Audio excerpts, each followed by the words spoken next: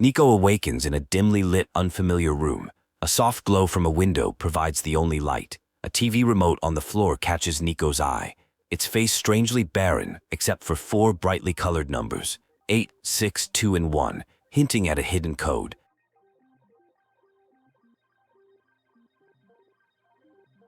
In the room, Niko discovers a withered, dry plant. As Niko touches it, a brittle branch snaps off.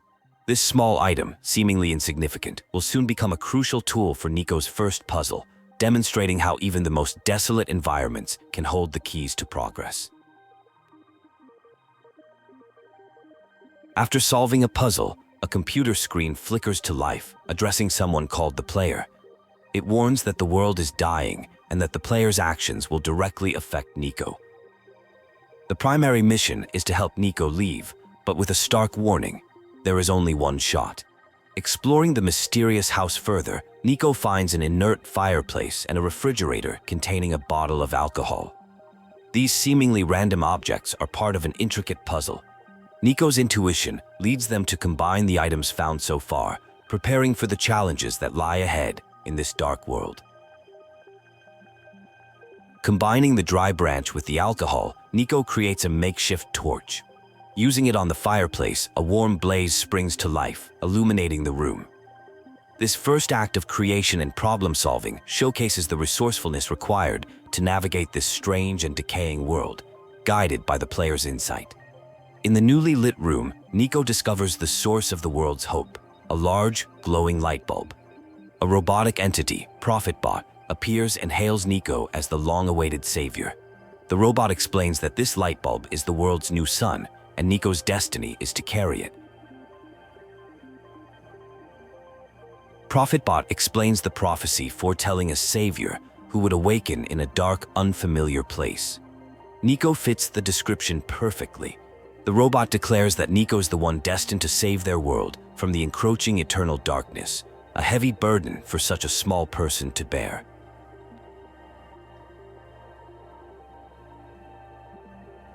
The world is divided into 3 distinct regions: the Barrens, the Glen, and the Refuge. Profitbot explains that Niko is currently on the fringe, in the Barrens. The ultimate goal is the massive tower in the distance, where the original sun once shone before its light tragically went out.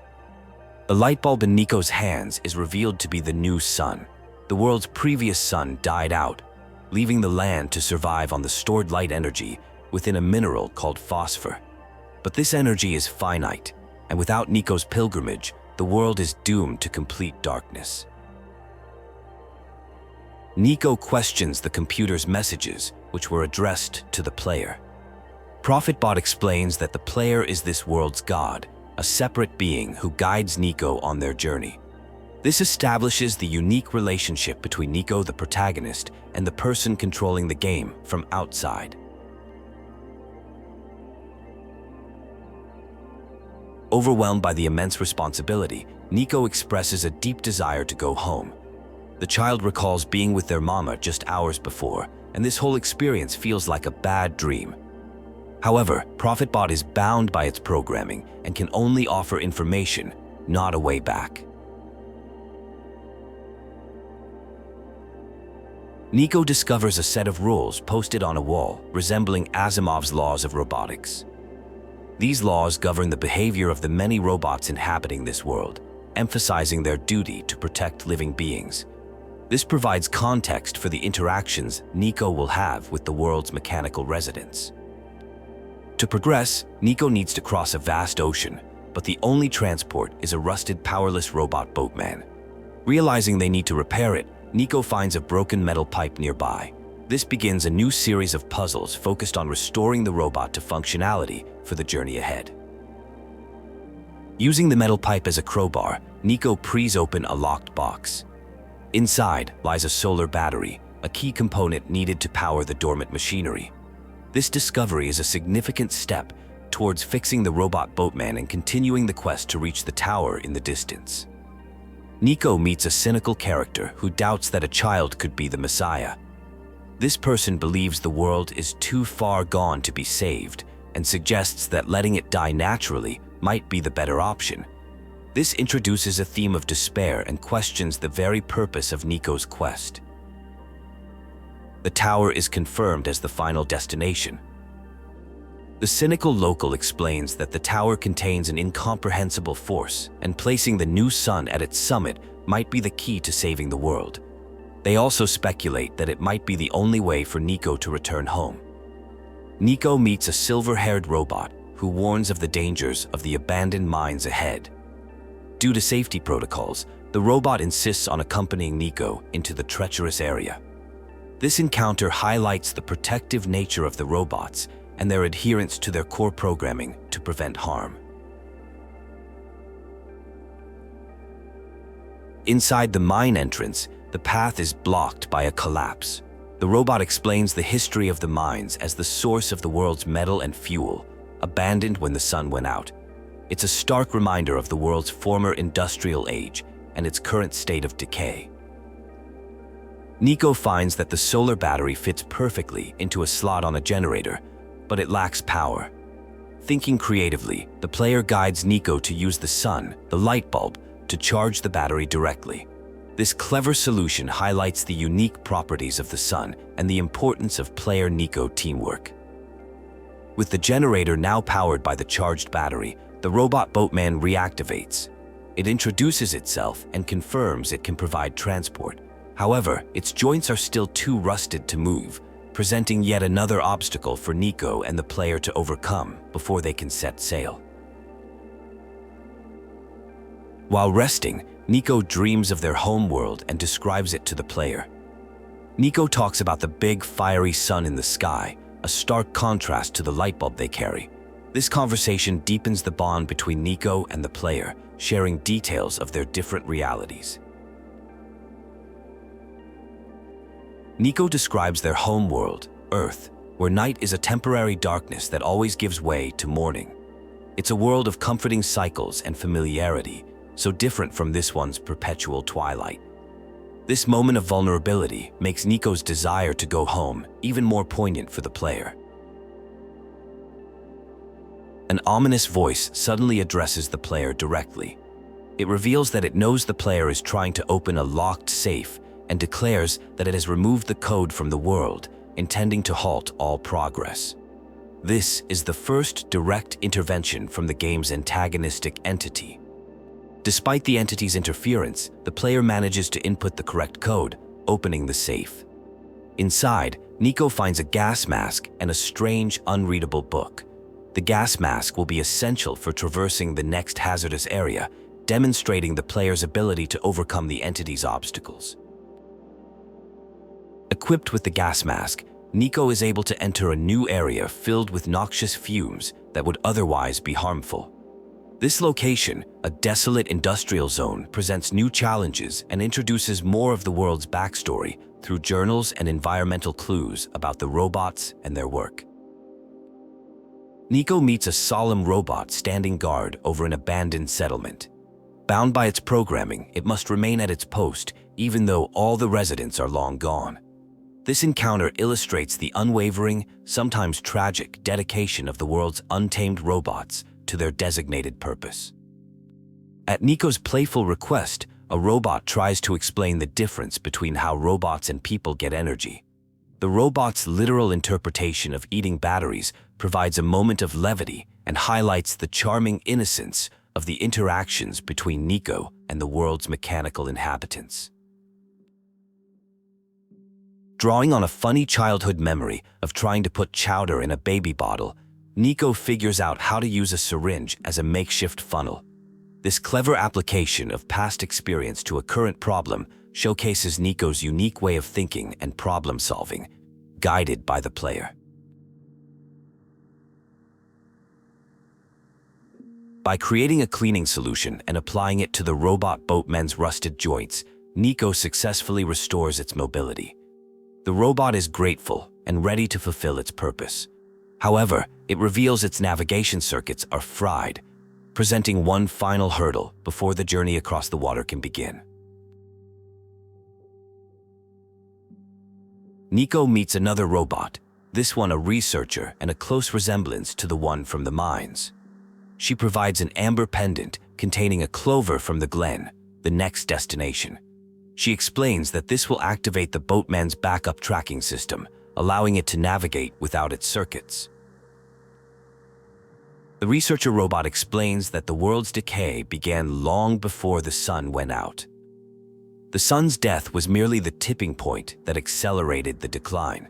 This information adds a layer of fatalism to the quest, suggesting that even restoring the sun might not be enough to fix everything. Niko gives the amber pendant to the boatman.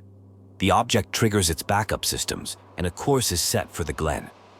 Before departing, the robot notes the boat is over capacity, forcing Niko to leave behind tools like the crowbar and gas mask, symbolizing a new chapter in the journey. Arriving in the lush but eerie Glen, Niko hears a voice calling for someone named Alula. Following the sound, Niko encounters a boy named Calamus, who is frantically searching for his missing younger sister. He mistakes Niko for the savior from the prophecy upon seeing the sun. Exploring the nearby ruins, Niko is warned by a robot about flooding. The path is blocked by thick vines, preventing further exploration. It becomes clear that finding a way to clear these vines is connected to the mystery of the missing girl and the troubles afflicting this region. Niko finds a dying plant person who is connected to the vines blocking the path. In a moment of compassion, Niko lends her the sun. The light's warmth comforts her in her final moments, and as she passes, the vines recede, opening the way forward for Niko.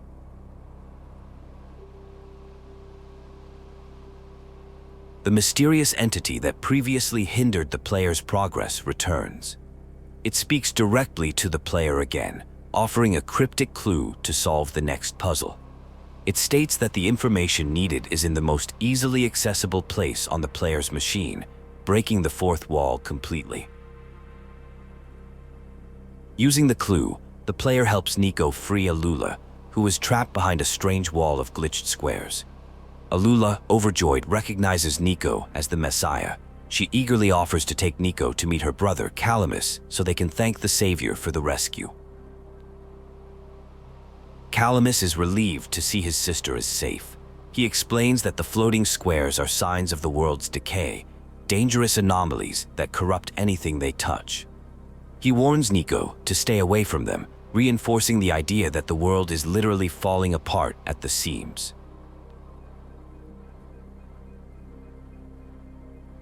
As a thank you, Calamus and Alula give Niko a sacred feather that once belonged to a great prophet.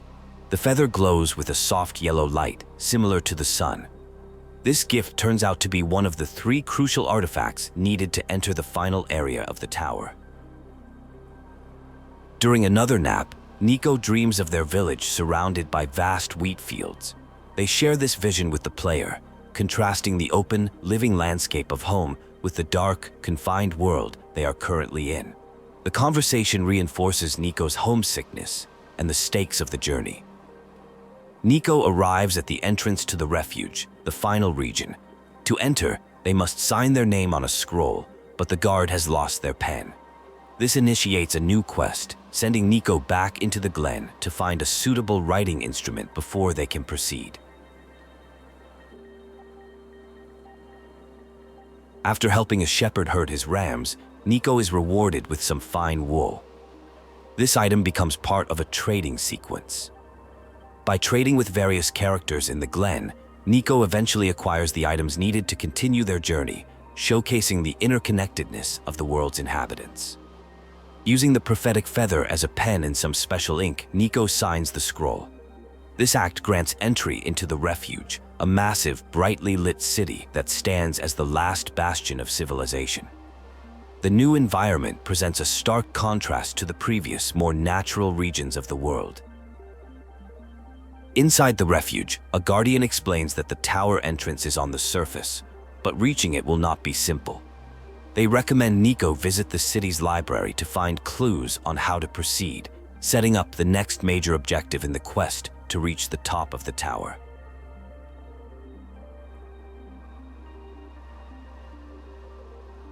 Niko discovers that the only elevator to the surface is broken, with a crucial button missing. A frantic lamplighter is trying to fix it without success. It's up to Niko and the player to find the parts and repair the elevator to continue the journey to the tower. After crafting a makeshift button from a can, magnets, and tape, Niko installs it in the elevator panel. The initial repair seems to work, but the system then demands a security code, presenting another unexpected obstacle created by the world's decay and the meddling of the unseen entity. A mysterious photographer gives Niko a special film and instructs them to expose it to the void, the glitched squares appearing around the city. Doing so reveals the hidden security code for the elevator, allowing Niko and the lamplighter to finally ascend to the surface and the library. In a brief, jarring flash, the player's vision goes blank, and they see a glimpse of something else entirely, a clue from outside the game. This meta-narrative event hints at the true nature of the world and suggests that another force is working against the primary entity to help the player. Niko encounters a talking fox who seems to know the player. The fox, whose dialogue appears outside a normal text box, begs the player to find a way to return Niko home if possible. This cryptic message adds another layer of mystery and foreshadows the difficult choice ahead. At the library, a robot guard denies Niko access to see the head librarian, George, without a library card. However, only George can issue a library card, creating a classic Catch-22 paradox. Niko must now find an alternative way to get a card to meet with the eccentric librarian. Niko visits Dr. Silverpoint in the city's science labs. The scientist kindly gives Niko her own library card. However, she warns that the library bots use facial recognition, so Niko will need to find a way to replace the photo on the card with their own face. Niko shows Dr. Silverpoint the amber pendant. The scientist recognizes it as part of a failed experiment to create a truly sentient, tamed robot. She reveals the robot Niko met in the Barrens was this prototype, a creation that became unstable and was abandoned, adding a sad backstory to the character. After getting their photo on the library card, Niko finally meets the brilliant but eccentric head librarian, George. Niko explains their mission, and George agrees to help by translating the strange, unreadable book Niko found earlier, believing it holds the key to entering the tower. George finishes translating the journal. It is a message from the author addressed directly to the player. It explains that to enter the tower, the player needs to bring the sun and 3 pieces of the previous sun, phosphor items that glow yellow, to the entrance at the tower's base. Niko realizes they already have 2 of the 3 required items, the glowing amber pendant from the robot researcher and the glowing feather from Calamus and Alula. George provides the final piece, a framed photo of herself, completing the trio of artifacts needed for the final stage of the pilgrimage.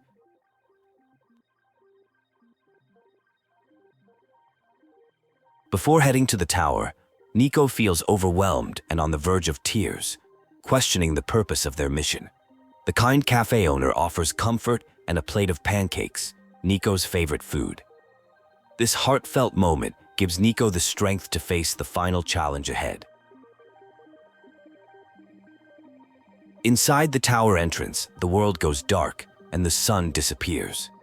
The entity speaks directly to Niko, telling them their mission is over and they will be sent home. It tells the player their job is done and warns them not to return, attempting to prematurely end the story.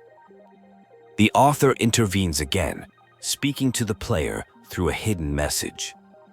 They reveal that the story is not over and that the entity is trying to trick them. The author instructs the player on how to restart the game and continue the journey to the tower's summit. The author's journal explains the truth. The entity is the world's self-aware code, and it fears its own death, which will occur if the world is saved. It is actively trying to stop Niko and the player to ensure its own survival, even if it means the world decays forever.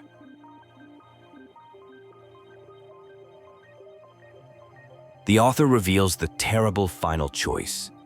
The sun is what tethers Niko to this world. To save the world, Niko must place the sun at the summit, but this will trap Niko in this world forever. The only way for Niko to return home is to shatter the sun, which will permanently destroy the world. The entity makes a final plea to the player.